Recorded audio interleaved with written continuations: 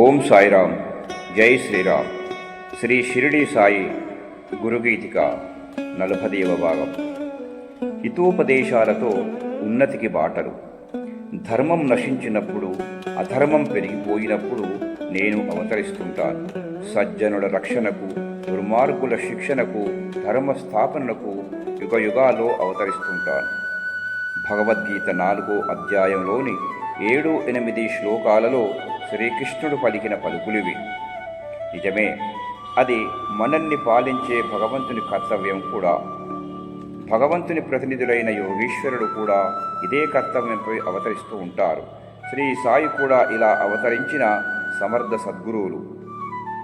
బాబా అవతారంలోని అద్వితీయ విషయం ఏమిటంటే, భగవంతుని అవతారాలన్నీ చెడును శిక్షించి తమ విద్యుక్త ధర్మాన్ని నెరవేర్చినవే. శ్రీ సాయి మాత్రం దుర్మార్గుల్ని శిక్షించడం కాక వారిని సన్మార్గంలో పెట్టారు. జీవితాంతం తన హితోపదేశాలతో మానవాళి శ్రేయస్సుకు, ఉన్నతికి, సద్గతికి బాటలు వేశారు. ఆధ్యాత్మిక మార్గానికి సంసారం, కోరికలు అడ్డుగోడలని భావిస్తూ ఉంటాం కదా. కానీ శ్రీ సాయి తన వద్దకు వచ్చే వారిని కోరికలతో రమ్మన్నారు.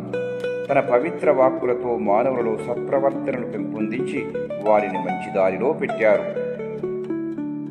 మానవారిని ఉద్ధరించడం కోసం మానవావతారం దాల్చిన త్యాగమూర్తి శ్రీ సాయి. శ్రీ సాయి జీవితాంతం తన భక్తుల కష్టాలను, పాపాలను తనపై వేసుకున్నారు.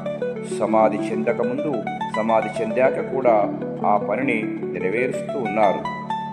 ఒక మనిషిగా ఎలా బ్రతకాలో ఆచరించి చూపిన అమృతతుల్యమూర్తి శ్రీ సాయి. శ్రీ సాయి సచ్చిదానంద స్వరూపుడు. శ్రీ సాయి రూపాన్ని చూసినంతనే మనస్సుకు శాంతిస్తుంది. శ్రీ సాయి నామాన్ని స్మరించినంతనే కొండంత అండ దొరికి సద్భావన కలుగుతుంది. శ్రీ సాయి లీలలు విన్నా, చదివినా భారాలు పటాపంచలైపోతాయి.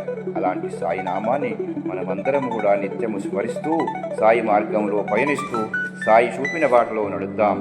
ఓం సాయిరామ్. జై శ్రీరామ్.